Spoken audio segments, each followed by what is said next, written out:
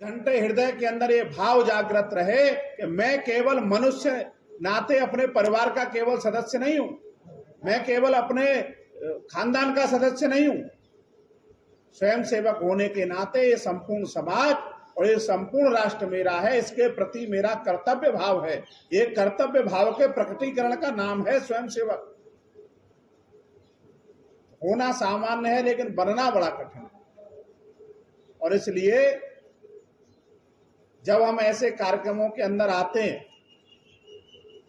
तो हमको लगता होगा कि सूचना आ गई, सूचना मिल गई, चले जाएंगे, समय बचेगा तो हम सभी को ध्यान में रहे कि ये संघ का कार्य आज 100 वर्ष पूरे करने के लिए जा रहा है। 1925 में संघ प्रारंभ हुआ और जब संघ प्रारंभ हुआ तो तब देश की परिस्थितियां कैसी थी? तो देश के अंदर जाति मतपंथ संप्रदाय वर्ग भेद के आधार पर हिंदू समाज बटा हुआ था।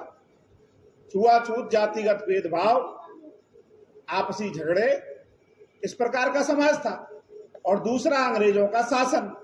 तो दोनों ही विकट परिस्थितियां थी। ऐसी विकट परिस्थितियों में खड़ा हुआ संघ का कार्य कोई ऐसे ही खड़ा नहीं हो गया कि सूचना मिल गई चले ही जाएंगे, ऐसे लोग नहीं।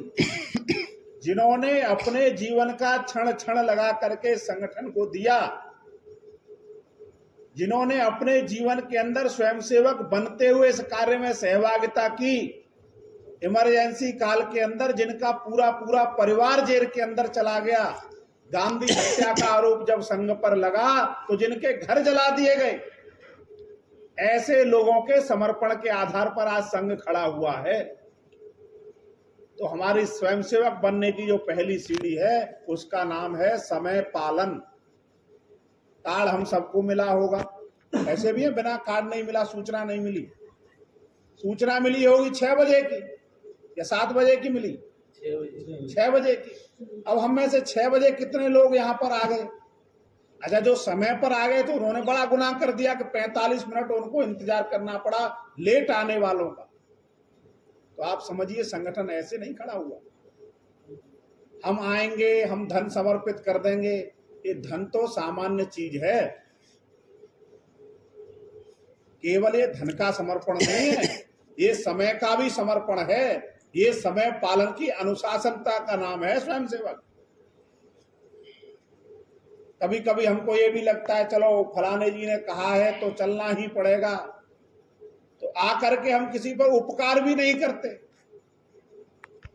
क्योंकि अपने यहां तो सीधा कहा गया है पद यश की हमको चाह नहीं, हम तो माता के सेवक हैं। कौन माता? जिसको अपने वेदों के अंदर कहा गया माता भूमि पुत्रो अहम पृथिव्याम, ये धरती मेरी माता है, मैं उसका पुत्र हूं। और पुत्र होने के नाते जो मेरा कर्तव्य भाव है, उस कर्तव्य भाव के नाते तो स्वयंसेवक के जीवन का पहला चरण शुरू होता है समय पालन, सूचना का पालन। और समय पालन, सूचना पालन ही हमको अनुशासन की तरफ आगे बढ़ाता है। और बंधुओं, इसी कारण से संघ का कार्य 1925 में 4 छोटे विद्यार्थियों को लेकर के जो प्रारंभ हुआ, आज विश्व का सबसे बड़ा गैर राजनीतिक, कभी कभी हमको भ्रम हो जाता है कि भाजपा संघ की ही टीम है। हमारे स्वयंसेवक वहां काम करते हैं और स्वयंसेवक को स्वतंत्रता है कि हर अच्छे कार्य में वो अपनी सहभागिता करे। कोई बंधा हुआ मजदूर नहीं है।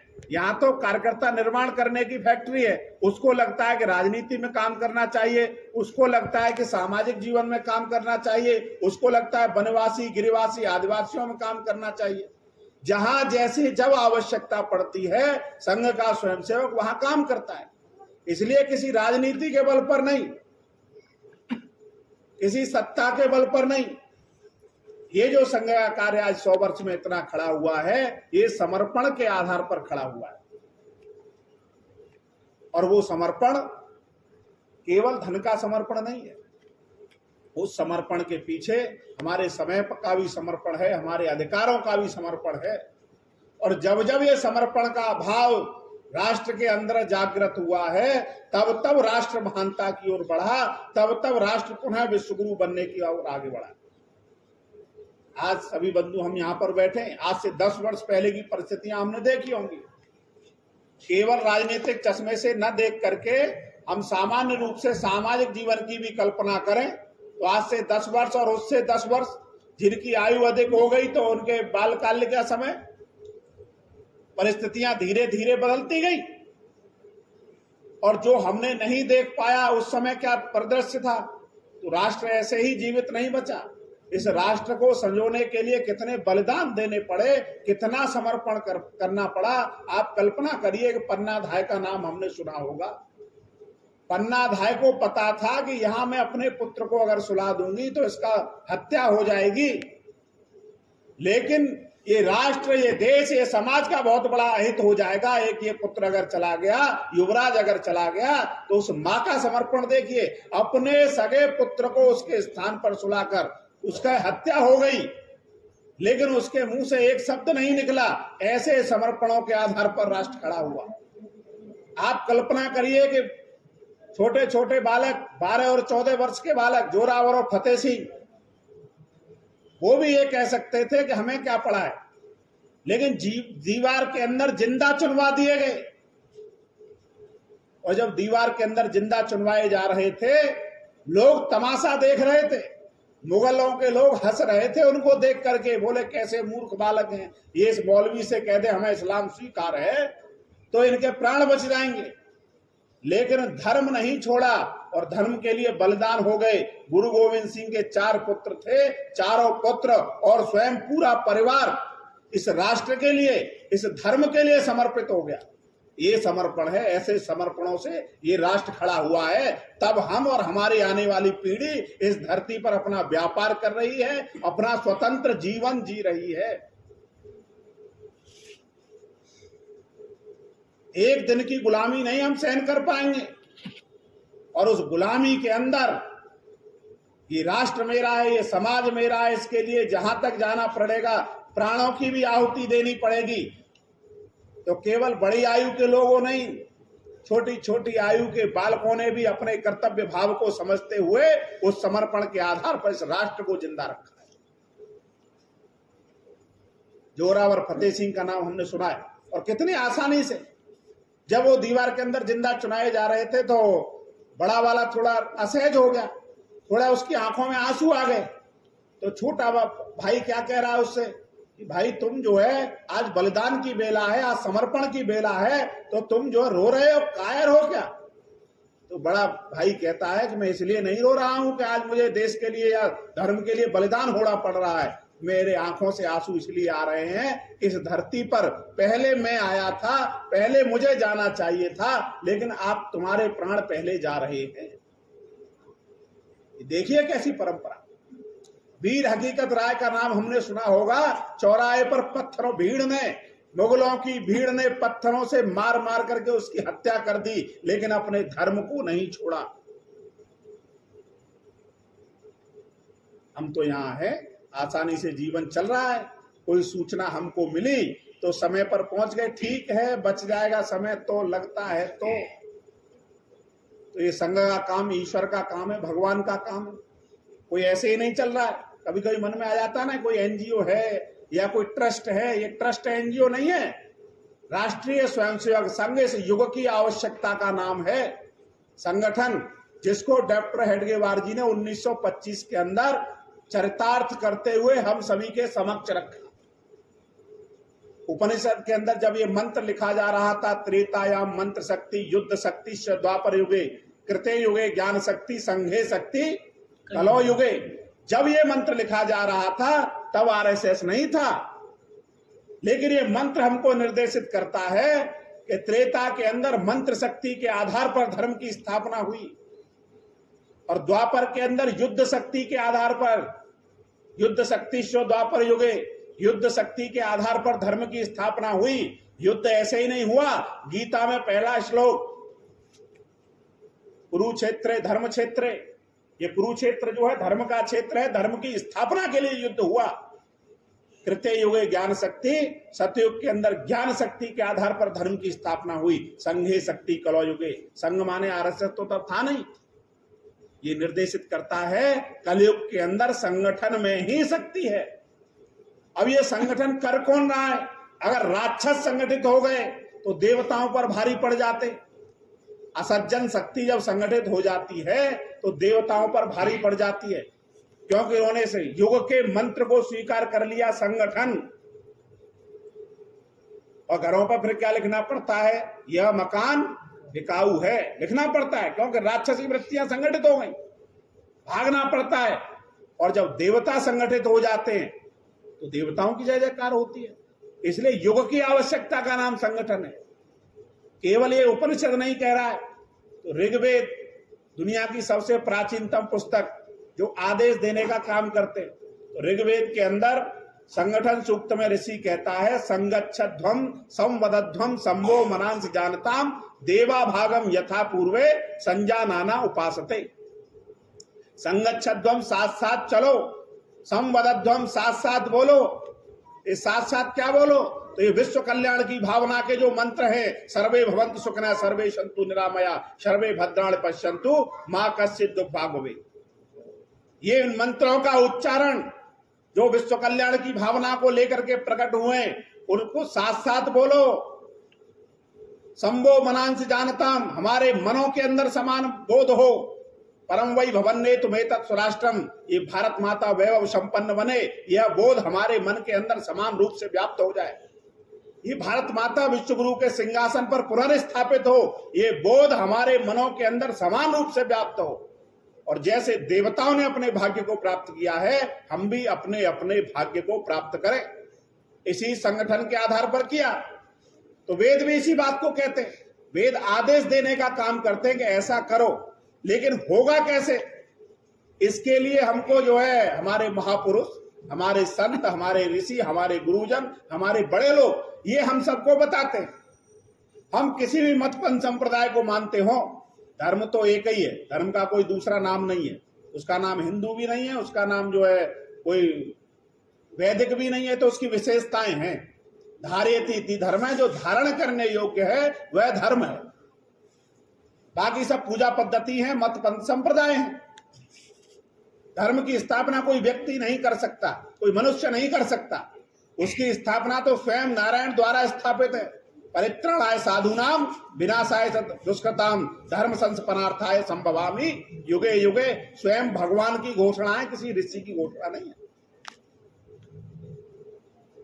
तो ये संगठन का भाव, इस संगठन की आवश्यकता, उसी को हमारे बौद्ध मत के अंदर जब हम जाएंगे तो भगवान बुद्ध ने भी यही कहा, संघम शरणम गच्छामि, बुद्धम शरणम गच्छामि और धम्मम शरणम गच्छामि। धम्मम शरणम, धर्म की शरण में जाओ, बुद्धम शरणम, ज्ञान की शरण में चले जाओ, संघम शरणम, संगठन की शरण में जाओ। यही बात उन्होंने कही। कभी कभी कम बुद्धि वाले लोग जिनको अभी ज्ञान नहीं है, वो क्या बोलते हैं कि बौद्ध धर्म, बौद्ध नाम का कोई धर्म नहीं है। ना भगवान बुद्ध ने कभी कहा कि मैं कोई धर्म चलाऊंगा, उन्होंने तो हमेशा कहा ऐसो धम्मो सनातन। उन्होंने अपने धर्म की विशेषता करते हुए कहा कि ऐसा धर्म है हमारा सनातन, और किसी धर्म की आवश्यकता ही नहीं, ये उसकी विशेषता का नाम है। उन्होंने अपना विचार दिया, उस विचार को लेकर के भारत का कल्याण हुआ। उस विचार को लेकर के वो सारी दुनिया के अंदर गए, शांति का संदेश दिया। उस योग की आवश्यकता थी, उन्होंने वो दिया। और भारत की विशेषता भी ऐसी है, जब जैसी आवश्यकता पड़ती है तब वैसे महापुरुष भारत पर आ जाते हैं, इसकी धरती पर। जब भगवान बुद्ध की आवश्यकता थी तो बुद्ध ने सारी दुनिया को ज्ञान का संदेश देते हुए ज्ञान की शरण में जाने की ओर, मोक्ष का मार्ग दिखाया। जब वेदों की ओर, मूल ज्ञान की ओर वापस आने की आवश्यकता थी तो महर्षि दयानंद सरस्वती, जब हमने संस्कृति को भूल चुके थे, अपनी सभ्यता को भूल चुके, अपनी वैदिक परंपराओं को भूल चुके थे, तो स्वयं शंकराचार्य ने आकर के 4 मठों की स्थापना की और पुनः भारतीय हिंदू संस्कृति की स्थापना करने का काम किया। तो ये कोई अनायास चलने वाला संगठन नहीं है। जिस संगठन को वेदों के अंदर कहा गया, जिस संगठन के विषय में हमारे उपनिषदों के अंदर कहा गया, उस योग की आवश्यकता को चरितार्थ कर किया परम पूज्य डॉक्टर केशव बलिराम हेडगेवार जी। और 1925 के अंदर ये कार्य प्रारंभ हो गया। और जब कार्य प्रारंभ हुआ तो मैंने पूर्व में ही बताया, डॉक्टर हेडगेवार जी ने कहा कि देश तो आजाद होगा, क्योंकि देश की आजादी के लिए सब लोग काम कर रहे हैं, लेकिन इसकी आजादी को हम कितने दिनों तक सुरक्षित रख पाएंगे, इस बात की कोई गारंटी नहीं है।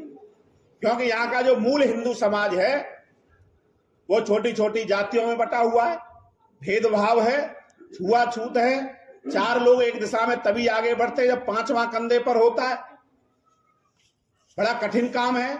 और ऐसे लोग, टूटे हुए लोग जिनमें संगठन नहीं है, वो अपनी देश की आजादी को सुरक्षित रख पाए हैं। कभी बाबर आया, कभी जो है अंग्रेजों ने आकर के शासन किया, कल को कोई नया आक्रांत आएगा, वो उस पर आक्रमण करेगा, फिर भारत गुलामी की ओर बढ़ेगा। इसलिए युग की आवश्यकता क्या है? संगठन। तब डॉक्टर हेडगेवार जी ने कहा, मैं हिंदू समाज का संगठन करूंगा। ये नहीं कहा कि हिंदू समाज में संगठन करूंगा, हिंदू समाज का संगठन करूंगा। तो कभी कभी हमारे मन में ये भी आता है कि हिंदू कौन है?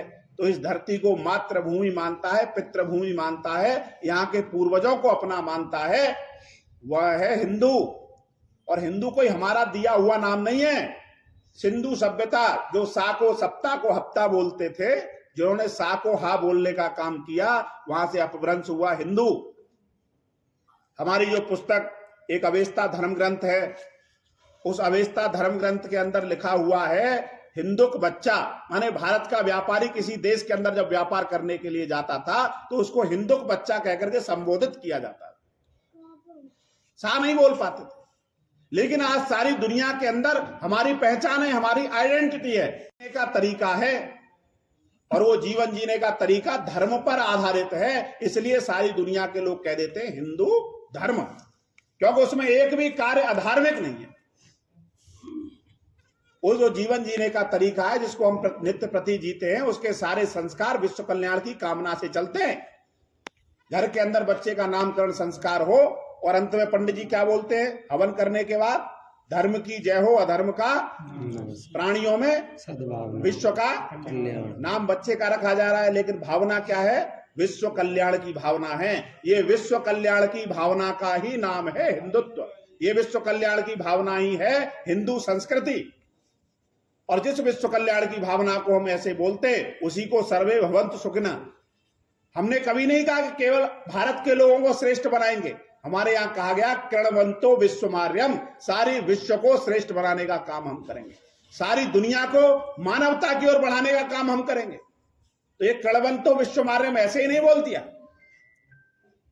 ये धरती को मां के रूप में ऐसे ही स्वीकार नहीं कर लिया। तो इसका नाम है भारतीय संस्कृति, हिंदू संस्कृति। जो जिस नाम से जानना चाहे, जाकी रही भावना जैसी, प्रभु मूरत देखी दिन तैसी। जो जिस भाव से भजना चाहे भगवान, तो उसी रूप में, चाहे कोई सनातन कह ले, वैदिक कहे, शैव कहे, वैष्णव कहे, जिसको जो कहना है, जैन बौद्ध सिख, लेकिन सबको अंत में एक ही सत्य की शरण में जाना है। यह है भारत की विशेषता, यह है भारत का हिंदू। और ऐसे हिंदू समाज का संगठन करने के लिए डॉक्टर हेडगेवार जी ने कहा। उस समय बड़ा कठिन काम था, लोग जो है उपहास भी करते थे, बोले ये डॉक्टर हेडगेवार हिंदू समाज का संगठन करेंगे। लेकिन डॉक्टर हेडगेवार ने स्वामी विवेकानंद से भी प्रेरणा ली, और विवेकानंद जी कहते हैं जिस कार्य को हम प्रारंभ करते हैं अच्छा कार्य है, तो समाज सर्वप्रथम उसका उपहास ही उड़ाता है, फिर अवरोध पैदा करेगा, बाधा उत्पन्न करेगा। इन दोनों परिस्थितियों में जो धैर्य के साथ खड़ा होता है, अंत में समाज उसको स्वीकार कर लेता है। यही संघ के साथ हुआ। लोगों ने उपहास उड़ाया, प्रतिबंध लगाए, गांधी हत्या का आरोप लगाया, इमरजेंसी के अंदर प्रतिबंध भी लगा दिया, संघ को दबाने का प्रयास किया। लेकिन संघ के स्वयंसेवक संघ अपने विचार के साथ, अपने लक्ष्य के साथ, धैर्य और साहस के साथ खड़े रहे। आज सारी दुनिया के अंदर स्वीकृति है, सारी दुनिया के अंदर स्वीकृति है। तो ऐसे हिंदू समाज का संगठन। फिर डॉक्टर हेडगेवार जी ने कहा देश स्वतंत्र भी हो जाएगा, लेकिन देश अपने स्वपक्ष को जागृत कैसे करेगा? क्योंकि हम अपने स्व को भूल चुके। केवल स्वतंत्रता से काम चलेगा, और 1947 में यही हुआ। स्वतंत्रता तो मिली, तंत्र तो हमको मिल गया, लेकिन स्व नहीं मिला। हमारे स्व का जो अपना भाव था वो जागृत नहीं हुआ। स्व शिक्षा पद्धति, ये स्व शिक्षा पद्धति की बात क्यों करते हैं बार बार? तो हम सभी जानते हैं कि लॉर्ड मैकाले ने जिस प्रकार से कहा कि भारत की शिक्षा पद्धति को अगर खत्म कर दिया जाए तो भारत में काले अंग्रेज पैदा हो जाएंगे, ऐसे ही नहीं कहा। भारत के अंदर बेरोजगारी भी उसी प्रकार से हुई। स्व शिक्षा पद्धति जो गुरुकुल हमारे यहाँ चलते थे, वो केवल वेद मंत्र नहीं सिखाते थे, केवल पंडित जी की तरह कथा भागवत करने के लिए नहीं थे। भारत सरकार आज जिस काम को चला रही है, स्किल डेवलपमेंट, ये स्किल डेवलपमेंट का काम प्रत्येक गुरुकुल के अंदर होता था। आप उज्जैन में जाइए, महर्षि संदीपनी के आश्रम में जाएंगे तो भगवान श्री कृष्ण के चित्र वहां पर बने हुए दीवारों पर। तो भगवान कपड़ा बनाना सीख रहे हैं, लकड़ी का काम सीख रहे हैं, घर बनाने का काम सीख रहे हैं, ये सारे काम वहां पर उन्होंने सीखे। और आज बालक एमए कर लेता है, पीजी डिग्री ले लेता है, लेकिन हाथ का काम क्या जानता है? कुछ नहीं जानता, रोटी बनाना भी नहीं जानता, कोरोना काल में भूखा रह गया। आप समझ रहे हैं? तो इस प्रकार की शिक्षा पद्धति लागू कर दी, लेकिन भारत की सरकार ने आज पुनः उस शिक्षा पद्धति को स्थापित करने का काम किया है। ये स्किल डेवलपमेंट का कार्यक्रम भी उसी का अंग है। तो अपनी स्व शिक्षा पद्धति, स्वदेशी का भाव, भारतीय वस्तुओं पर नहीं, भारत की जो मूल अवधारणा है। कभी कभी हम तो बाबा रामदेव का पेस्ट खरीद लिया, हम स्वदेशी हो गए। ये स्वदेशी नहीं है, केवल वस्तु तक सीमित रहना ये स्वदेशी नहीं है। स्वदेशी एक भावना है, अवधारणा है, जो कहता है ईसा वास्यमिदं सर्वम यत् किंचितम जगत्याम जगत तेन त्यक्तेन भुंजताम। ये ईश्वर सब जगह समान रूप से व्याप्त है।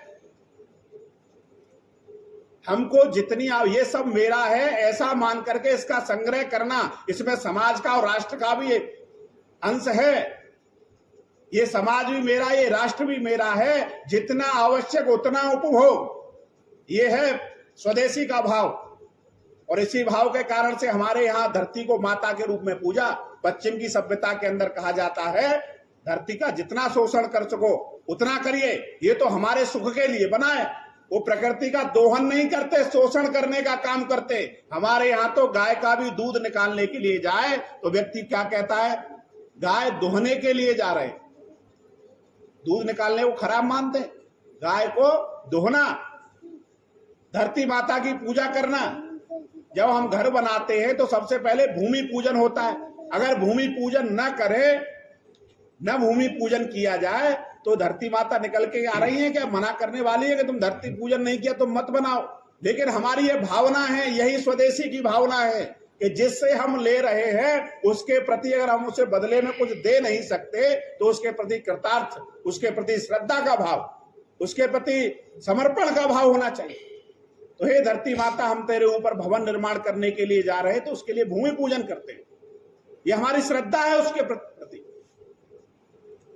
तो ये स्वदेशी का भाव पुनः जागृत हो, स्व शिक्षा प्रणाली और खोई हुई विरासत, इसको पुनर्स्थापित करने की आवश्यकता है। आप कल्पना करिए, आपके घर अगर जो है अतिक्रमण वाली जगह में बना हो और सरकारी कर्मचारी आकर उसको तोड़ते हैं तो हमको कष्ट होता है। हमको खूब पता है कि हमारा घर गलत स्थान पर बना हुआ है, फिर भी हमको कष्ट होता है क्योंकि मेरा घर टूट रहा है। घर तो अपना ही है, टूट रहा है। आप कल्पना करो जब भगवान राम का मंदिर टूट रहा होगा तो हमारे बुजुर्गों के सामने किस प्रकार की, हमारे पूर्वजों के सामने परिस्थिति होगी, कितना कष्ट हो रहा होगा जब उनकी आंखों के सामने उनके आराध्य का मंदिर तोड़ा जा रहा होगा।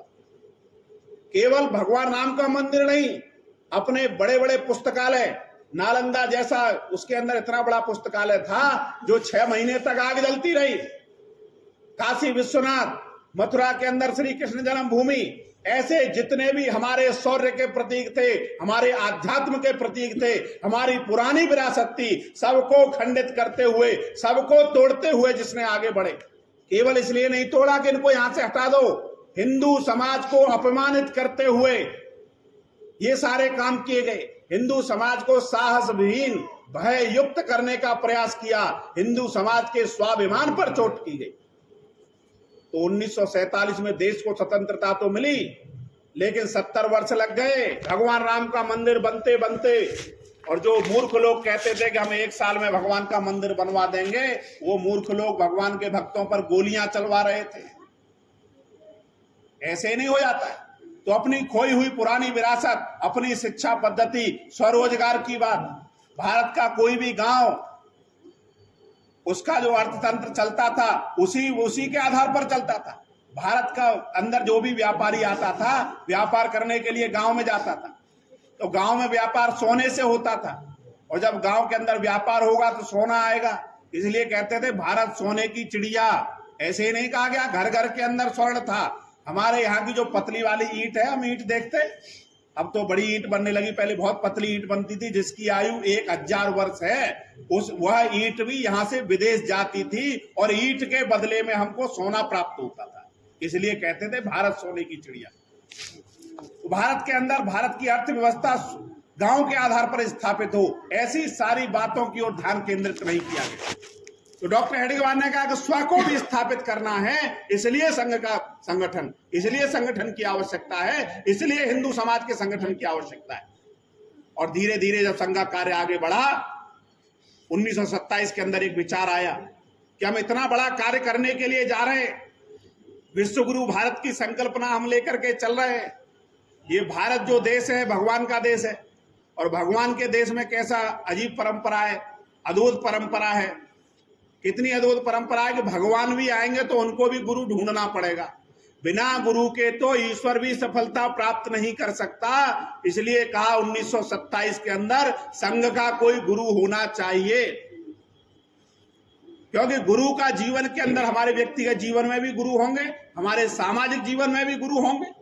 गुरु ब्रह्मा गुरु विष्णु गुरु देवो महेश्वर गुरु साक्षात परम ब्रह्म तस्मै श्री गुरुवे नमः। ये बात ऐसे ही नहीं बोलती, साक्षात परम ब्रह्म की संज्ञा देने का काम, क्योंकि गुरु अपने शिष्य को हर दम हर कदम पर संभालने का काम करता है, हर समय उसके लिए काम करता है, हर समय उसकी प्रगति के लिए काम करता है, हर समय उसको अंधकार से प्रकाश का मार्ग दिखाने का काम करता है। क्योंकि भगवान ने तो सारी चीजें बनाई हैं, दिन भी है रात भी है, तुलसी तंबाकू मदिरा दूध सारी चीजें ईश्वर द्वारा प्रदत्त हैं, लेकिन किस दिशा में आगे बढ़ना है ये मार्ग दिखाने का काम गुरु करता है, जो अंधकार से प्रकाश की ओर ले जाने का काम करे। प्रकाश कहेंगे कि बल्ब जला दो अभी प्रकाश हो जाएगा, ये भौतिक प्रकाश है। जो आध्यात्मिक प्रकाश का मार्ग उन्नत करता है वह है गुरु। जीवन के अंदर जो आध्यात्म का भाव जागृत कर दे, आत्म जागृति कर दे, जो प्रत्येक मानव के अंदर एक ही ईश्वर के दर्शन कराने का काम कर दे, वह है गुरु। ऐसी गुरु शिष्य परंपरा। तो डॉक्टर हेडगेवार जी ने कहा गुरु कौन होगा? कुछ लोगों ने कहा डॉक्टर साहब आप ही गुरु बन जाओ, आपने संघ प्रारंभ किया, ऐसा होता भी है। लेकिन डॉक्टर हेडगेवार सामान्य पुरुष नहीं, दूरदृष्टा है। उन्होंने कहा व्यक्ति गुरु नहीं, आज मैं बहुत अच्छी बातें बोल रहा हूं, कर मेरे द्वारा कोई गलत काम भी हो सकता है, और जब एक व्यक्ति गलत काम करता है, संस्था का प्रमुख व्यक्ति, तो उसके गलत काम करने से उस संस्था से जुड़े हुए लाखों करोड़ों लोगों की श्रद्धा को ठेस पहुंचती है। और इसी आधार पर उन्होंने व्यक्ति की स्वीकार्यता नहीं दी। हम तत्व की पूजा करेंगे, तो कैसा तत्व हो जो हमारी प्राचीनता का प्रतीक, जो त्याग का प्रतीक, बलिदान का प्रतीक, शक्ति का प्रतीक हो। तो हमारी प्राचीनता का ऐसे तत्व के रूप में जिसको गुरु के रूप में स्वीकार किया, परम पवित्र भगवत ध्वज। ये जो ध्वज है हमारी प्राचीनता का प्रतीक है, जो अपना इतिहास 2000 वर्ष पुराना, जो लोग कहते हैं काफिले आते गए हिंदुस्तान बसता गया, ऐसे मूर्ख लोगों के मुंह पर तमाचा है। सत्ययुग के अंदर राजा बलि के हाथ में, त्रेता में भगवान श्री राम, और द्वापर में भगवान श्री कृष्ण जिस रथ को हाँक रहे हैं उस रथ पर लगा हुआ परम पवित्र भगवत ध्वज। और कलयुग के अंदर हमारे छत्रपति शिवाजी महाराज, महाराणा प्रताप, रानी लक्ष्मीबाई, हमारे संत, हमारे मठ मंदिर, सभी पर एक ही रंग का ध्वज है, जिसको हम कहते हैं परम पवित्र भगवत ध्वज। ये हमारी प्राचीन विरासत का प्रतीक है, हमारी एक संस्कृति का प्रतीक है। एक ध्वज का रंग क्यों? ये ध्वज का रंग एक ही क्यों है? क्योंकि इस देश की संस्कृति एक है। सभ्यता अलग अलग हो सकती है, हमारे यहाँ चावल अधिक खाए जाते हैं, रोटियां अधिक खाई जाती है ना, गेहूं। दक्षिण भारत में जाएंगे तो इडली डोसा चावल अधिक ज्यादा खाया जाता है। गुजरात के अंदर मीठी दाल है, खाने के तरीके अलग अलग हैं, लेकिन अन्न देवता है, ये भाव पूरे देश में एक जैसा ही है। अतिथि देवो भव, ये भावना पूरे देश में एक जैसी है, स्वागत का तरीका अलग अलग हो सकता है। इसलिए एक संस्कृति है तो एक रंग का ध्वज है, हमारी प्राचीनता का प्रतीक है, शक्ति का प्रतीक है। किस प्रकार की शक्ति? जिसकी शक्ति को स्थापित करने का काम स्वयं नारायण ने किया। कुरुक्षेत्र के अंदर जब मैदान के अंदर युद्ध समाप्त हो गया, महाभारत का युद्ध समाप्ति के बाद अर्जुन बड़े गर्व के साथ भगवान से क्या बोलता है, देखो भगवान सबके रथ टूट गए, मेरा रथ नहीं टूटा। तो भगवान तो उसके गुरु भी हैं, गुरु के रूप में स्वीकार किया है। तो उसने कहा, भगवान ने कहा कि इसको अहंकार हो गया, अगर इसका अहंकार खत्म नहीं किया तो ये खत्म हो जाएगा, और इसको बताना भी है कि रथ क्यों नहीं टूटा। तो भगवान ने बड़ा आराम प्रिय मुस्कुराते हुए कहा, अर्जुन ऐसा करो, अब जाओ इस तुम्हारे रथ पर जो ध्वज लगा हुआ है उसको उतार लाओ। और अर्जुन जैसे ही उस ध्वज को लेकर के हटता है, सैकड़ों परमाणु बम फटे हों, इतनी भयंकर ध्वनि होती है, रथ खंड खंड हो जाता है। और तब अर्जुन से कहा कि तेरा रथ तो बहुत पहले ही टूट चुका, लेकिन इस रथ पर जो पताका लगी हुई है, भगवा रंग का जो ध्वज लगा हुआ है, और उस ध्वज पर जो विराजमान है महावीर विक्रम बजरंगी कुमितिन वार सुमित के संगी, स्वयं हनुमान जी महाराज विराजमान है, तब शक्ति को स्थापित करने का काम किया था। तो जिसकी शक्ति को स्थापित स्वयं नारायण ने किया हो, और उसके लिए दूसरा कोई विकल्प हो नहीं सकता। हमारी शक्ति का प्रतीक है, आध्यात्मिक ऊर्जा का केंद्र है। हमारे संत, हमारे ऋषि इसी भगवा को धारण करके समाज का मार्गदर्शन करते। और भगवा धारण क्यों करते? हर कोई कहता है भगवाधारी भगवाधारी, भगवा धारण करना इतना सरल नहीं है। भगवा धारण करने के लिए जिसके पास भक्ति है, ज्ञान है, वैराग्य है, वही भगवा धारण कर सकता है, क्योंकि भगवा भगवान का ध्वज है। हम मंदिर में दर्शन करने के लिए जाएं, अगर हमको मंदिर में दर्शन नहीं हो रहे हैं आसानी से, तो उसकी चोटी पर लगे हुए भगवा ध्वज को प्रणाम करने से उतना ही पुण्य प्राप्त होता है जितना हमको मंदिर में दर्शन प्राप्त करने से होता है। क्योंकि भगवान के ध्वज के सामने अपने आप को नतमस्तक करने का काम हमने किया। तो ये भगवा जो भगवान का ध्वज है, हमारी त्यागमयी संस्कृति का प्रतीक है। इस रंग के कपड़े पहन करके कोई साधु संत चला आता है, और साधु संत आ जाए, उसका हम चेहरा नहीं देखते, उसका रंग नहीं देखते, उसके कोई गुण अवगुण नहीं देखते, केवल इतना देखते हैं इसने भगवा वस्त्र धारण किए हैं, उसको हम प्रणाम कर लेते हैं। क्योंकि भगवा वही धारण करता है जिसने समाज और राष्ट्र के लिए भगवत मार्ग पर चलने का संकल्प लिया हो, वही भगवा धारण कर सकता है। तो ये हमारी पवित्रता का प्रतीक है, ये ज्ञान का प्रतीक है। भगवान सूर्य नारायण प्रातःकालीन वेला में अंधकार को दूर करते हुए जब आते तो एक लालिमा वातावरण के अंदर छाई रहती है। उस लालिमा को लिए हुए परम पवित्र भगवा ध्वज है। इस रंग का निर्माण किसी व्यक्ति ने नहीं किया, स्वयं प्रकृति प्रदत्त है, जो ज्ञान का प्रतीक है, जो अंधकार को दूर करने वाला है। और जितनी भी सारी नकारात्मक ऊर्जा होती है, जैसे ही हम परम पवित्र भगवा ध्वज के सामने श्रद्धा के साथ नतमस्तक होते उसको प्रणाम करते हैं, आप जो है गारंटी के साथ मैं कह सकता हूं, हमारे आसपास भी कोई नेगेटिव एनर्जी होगी तुरंत दूर हो जाएगी। तो कोई सामान्य ध्वज नहीं है, ईश्वर का ध्वज है, नकारात्मक ऊर्जा उसके सामने टिक नहीं सकती। और इसलिए परम पवित्र भगवा ध्वज को गुरु के रूप में स्वीकार करते हुए डॉक्टर हेडगेवार जी ने इस कार्य को धीरे धीरे आरंभ किया। कार्य जब बढ़ा तो संसाधनों की भी आवश्यकता पड़ी। अब संसाधन कहां से आएंगे? लोगों ने कहा डॉक्टर साहब से कि चंदा मांग लो। चंदा भी हमने मांगा भी था राम मंदिर के लिए, जितनी आवश्यकता नहीं थी उससे कहीं अधिक कर दिया, लेकिन वो भी हमारा समर्पण था, सामान्य समर्पण नहीं था। हमारे आगे आने वाली पीढ़ियां मंदिर दर्शन करने के लिए जाएंगी तो गर्व और गौरव के साथ कहेंगी मेरे पूर्वजों का भी धन इस मंदिर के अंदर लगा हुआ है। ये गौरव हमारे आगे आने वाली पीढ़ी कर सके, गर्व के साथ कह सके, इसलिए चंदा मांगा गया। नहीं तो देश के अंदर 3-4 लोग ऐसे थे जिन्होंने कहा कि मंदिर तो हम ही बनवा देंगे, लेकिन ये राष्ट्र का मंदिर है। तो डॉक्टर हेडगेवार से भी कहा कि चंदा मांग लेते, लेकिन डॉक्टर हेडगेवार ने कहा कि चंदा से काम नहीं चलेगा, क्योंकि अधिक व्यक्ति अधिक चंदा दे देगा तो कहेगा कि मुझे जो है मेरी बात मानी जाए, मेरा पत्थर लगवाया जाए संग्रहालय पर, मेरी मूर्ति बनवाई जाए, और नहीं तो जो है मुझे अध्यक्ष बना दो साहब RSS का, मैंने अधिक चंदा दिया है। तो बोले चंदे से काम चलेगा नहीं। किसी ने कहा दान मांग लेते हैं, तो उसने कहा कि दान भी ऐसा है जैसे ही दान व्यक्ति करता है तो पुण्य की कामना करता है। जब पुण्य की कामना कर ली तो उसकी भावनाएं फिर कार्य के साथ जुड़ेंगी नहीं। तो लोगों ने कहा जब हम संघ परिवार के सदस्य हैं, संघ हमारा परिवार है, तो कोई व्यक्ति अपने परिवार को दान और चंदे के आधार पर नहीं चलाता। जैसे हम अपने परिवार का पालन पोषण करते हैं, ठीक उसी प्रकार संघ के स्वयंसेवक, हिंदू हितचिंतक, हिंदू को जानने वाले, मानने वाले, संघ को अपना मानने वाले लोग वर्ष में एक बार परम पवित्र भगवा ध्वज के सामने आकर अपनी यथाशक्ति नहीं, यथा समर्पण, शक्ति तो करोड़पति है लेकिन समर्पण नहीं है, श्रद्धा नहीं है, तो कोई फर्क नहीं पड़ता उस पर। और कैसी शक्ति होती है? अलीगढ़ का मैं रहने वाला हूं, वहां हमारा एक कार्यकर्ता जूता पॉलिश भी करता है, और वो जूता पॉलिश करने के बाद जब पहली आय होती है 10 रुपए 15 रुपए वो एक डिब्बे में रखता जाता है, और 365 दिन बाद जब वो समर्पण करता है तो आप कल्पना करिए उसकी सहता शक्ति इतनी है क्या, इतना समर्पण कर सके। 365 में 300 दिन भी दुकान खुलती होगी और 10 रुपए का भी एवरेज आया तो आप कल्पना करिए ये क्यों कर रहा है, क्योंकि 365 दिन उसके हृदय के अंदर ये भाव आता है, आज मैंने भारत माता के लिए अपना कुछ अर्पित किया। ऐसे समर्पण, ऐसी भावनाओं से संघ चलता है।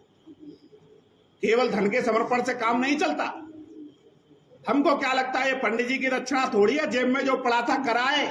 अरे भैया ये तो भावनाओं का समर्पण है। जब तक भाव समर्पित नहीं होते, जब तक भावनाएं समर्पित नहीं होती, तब तक भगवान भी प्रकट नहीं होते। तो संगठन कैसे सफल हो जाएगा। इसलिए जिन लोगों ने अपना समर्पण इस भाव से किया, अपनी भावनाओं के साथ किया, नित्य प्रति मेरा समर्पण बढ़े।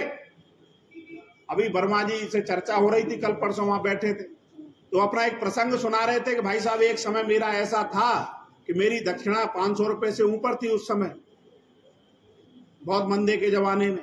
अब मुझे अपनी दक्षिणा बढ़ानी थी, मेरे पास 250 270 रुपए थे। अब मैं इसी धुन में था कि मेरी दक्षिणा बढ़ेगी कैसे। तो मैंने एक कार्यकर्ता से कहा कि मुझे उधार दे दो, तब जो मिलेगा तो मैं दे दूंगा। तो उन्होंने कहा कि जब वचन चलता था पर्ची लिख करके उसमें रख देते थे, तो जब समापन कार्यक्रम में उसको कर दे। अब वचन नहीं चलता है तो ऐसा वचन लिख करके डाल देना। 1 महीने बाद जब तक कार्यक्रम समाप्त हो तब तक हो जाए व्यवस्था तो ठीक है, नहीं तो मुझसे ले लेना। वही किया। तो बता रहे थे, बड़ा आंखों में भावुक थे कि मेरा एक समय वो भी था, लेकिन मैंने अपनी दक्षिणा आज तक घटने नहीं दी। मेरे पास परिस्थिति भी कैसी हो, वो भी एक समर्पण है। मैं किसी व्यक्ति की प्रशंसा नहीं कर रहा हूं, मैं उसके समर्पण भाव की प्रशंसा कर रहा हूं। कभी कभी लोग कह देते हैं ना, भाई उसका ऐसा कैसे हो गया, ये कैसे हुआ, ये सब समर्पण भावना है। उन्होंने कहा भाई साहब आज उस दिन से आज तक मेरे सामने कोई भी समस्या रही हो, लेकिन मैंने समर्पण घटने नहीं दिया। ऐसे ही समर्पण की आवश्यकता है। एक दिन का समर्पण नहीं, 365 दिन का। अरे हम 1 रुपए रोज भी करते हैं तो 365 रुपए हो जाते हैं। ऐसे समर्पणों की आवश्यकता है, भावनाओं के समर्पण की आवश्यकता है। ये संगठन मेरा है, इस भाव से उसके साथ अनुशासनबद्ध रहते हुए सूचना मिली, समय का पालन, ये भी समर्पण है। अगर ये समर्पण में कमी है तो धन वाला समर्पण कुछ नहीं कर पाएगा। ये समय का पालन नहीं है तो वहां भी समस्या है। ऐसी सारी बातों को ध्यान में रखते हुए और जिस प्रकार का परिदृश्य आज संपूर्ण विश्व के अंदर बना है भारत का, वो इसी समर्पण के भाव के आधार पर बना है। वनवासी क्षेत्रों में, गिरिवासी क्षेत्रों में, आपदा के क्षेत्र में, जहां जब जैसी आवश्यकता पड़ती है, संघ के कार्यकर्ता इसी समर्पण के आधार पर और आप सबको अवसर प्रदान करता है। हमारे व्यक्तिगत जीवन में पितृ ऋण है, मातृ ऋण है, सामाजिक ऋण है और एक राष्ट्र ऋण है। ये समर्पण हमको राष्ट्र ऋण से उऋण होने का अवसर प्रदान करता है। हम किसी पर उपकार नहीं कर रहे, हम किसी पर जो है ये भलमंतायत नहीं कर रहे कि हमने अपना दक्षिणा कर दी। हम तो अपने राष्ट्र ऋण से उऋण हो रहे हैं और जिसके बदले में कुछ नहीं चाहिए, जो निस्वार्थ भाव है, उसका नाम है समर्पण। इस भाव को जागृत करते रहना, इस भाव को जागृत करे रखना, उसका नाम है स्वयंसेवक।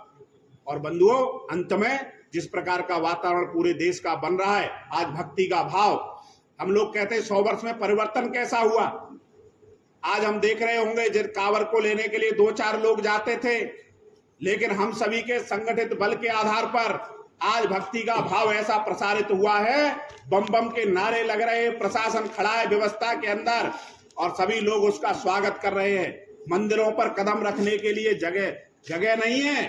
ये भक्ति का भाव, कथा भागवत, संतों का प्रवचन, ये सारी चीजें पूरे देश के अंदर बढ़ी हैं।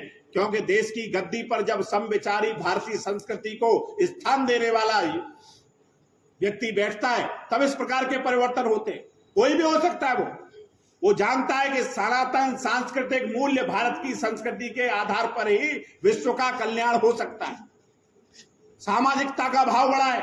अभी कोरोना काल के अंदर इतनी बड़ी महामारी थी, विदेशों के अंदर बड़े बड़े हॉस्पिटल थे, चिकित्सालय थे, फिर भी लोग ज्यादा मर गए क्योंकि सामाजिकता नहीं थी। भारत के अंदर कोई भूख से नहीं मरा, भारत के अंदर कोई अकेलेपन के कारण से नहीं मरा, कोई नहीं मरा, इसलिए भारत की मृत्यु दर कम थी। तो भारत के अंदर जो सामाजिकता का भाव है वह भी निरंतर जागृत हो रहा है। आर्थिक व्यवस्था भी धीरे धीरे, पहले हम गांव के अंदर देखते होंगे 2-4 मोटरसाइकिल दिखती थी, लेकिन धीरे धीरे आर्थिक उन्नति की तरफ, ये किसी सरकार के बल पर नहीं, हमारी जीवन संस्कृति के बल पर हुआ। सरकार व्यवस्था परिवर्तन करती है, लेकिन समाज परिवर्तन का काम हम सभी का है। जब वैसी व्यवस्थाएं परिवर्तन होंगी तो हमको भी समाज परिवर्तन, आज अनुकूल परिस्थितियां हैं, अनुकूल परिस्थिति में कार्य को गति प्रदान करने की आवश्यकता है। और बंधुओं, 100 वर्ष पूरे होने के लिए जा रहे हैं, संसाधन भी बढ़ेंगे, हमें भी समय देना पड़ेगा। हम केवल कार्यक्रम में आकर के अपनी जिम्मेदारी पूर्ण नहीं कर सकते। संघ की शाखा, 1 घंटे की शाखा जो संस्कार शाला है, केवल हम नहीं, हमारे घर का बालक भी उसके अंदर जाए। जब वो परम पवित्र भगवा ध्वज के समक्ष खड़ा होता है, आप कल्पना करिए, परम पवित्र भगवा ध्वज के समक्ष खड़े होने मात्र से ही अकाल मृत्यु हरणम, क्योंकि भगवान के ध्वज के सामने उसको प्रणाम करके निकलता है तो सारी नकारात्मक ऊर्जा उससे दूर भाग जाती है स्वतः ही। एक छोटा सा उदाहरण देकर के अपनी बात को पूर्ण करता हूं। जब हमारे घर का कोई बालक बिना बताए जाता है और बिना बताए आता है, तो कोई उसकी चिंता नहीं करता। कोई पूछता है कि कहाँ है, अरे पता नहीं, घूम रहा होगा, कोई चिंता नहीं करता है। लेकिन कोई बालक बता के जाता है, मैं इतने बजे जा रहा हूं, इतने बजे तक लौट आऊंगा, और उतने बजे तक नहीं लौट करके आता है, तो पूरा परिवार उसकी चिंता करता है कि अभी तक लौट कर नहीं आया। पूरे परिवार की भावनाएं उसके साथ जुड़ जाती हैं, उसे भी लगता है कि मेरा कोई इंतजार कर रहा है। बिना बात किए ये भावनाओं का जो जुड़ाव है, और हमारी भारतीय संस्कृति के अंदर है, जब शरीर के माता पिता इतनी चिंता करते हैं, तो घर का बालक, घर का सदस्य जब कहीं पर भी जाए तो घर में ठाकुर जी का जहां स्थान है उनको प्रणाम करके जाए। और परम पवित्र भगवा ध्वज शाखा जाता है तो और ही कल्याण है, उसके लिए तो शब्द ही नहीं है। उसके जीवन के अंदर जो परिवर्तन होगा वो मनुष्यत्व की ओर बढ़ेगा, मनुष्यत्व से देवत्व की ओर बढ़ेगा, पशुत्व की ओर नहीं। तो घर का बालक घर के अंदर से जब कहीं जाए, बाहर जा रहा है, ठाकुर जी को प्रणाम करके जाए। आप कल्पना करिए, जिसकी घर के अंदर ठाकुर जी प्रतीक्षा कर रहे हो, उसके ऊपर कोई किसी भी प्रकार की नकारात्मक ऊर्जा, किसी भी प्रकार की अकाल मृत्यु उससे दूर ही भागेगी। ये हमारी जो संस्कार की बातें हैं, धीरे धीरे आने वाली पीढ़ी के अंदर भी बढ़े, यही वास्तव में सच्चा समर्पण है। आज के इस अवसर पर इतना सा ही कहना था। भारत माता की जय, भारत माता की जय, भारत माता की नमः। पार्वती पतये हर हर महादेव।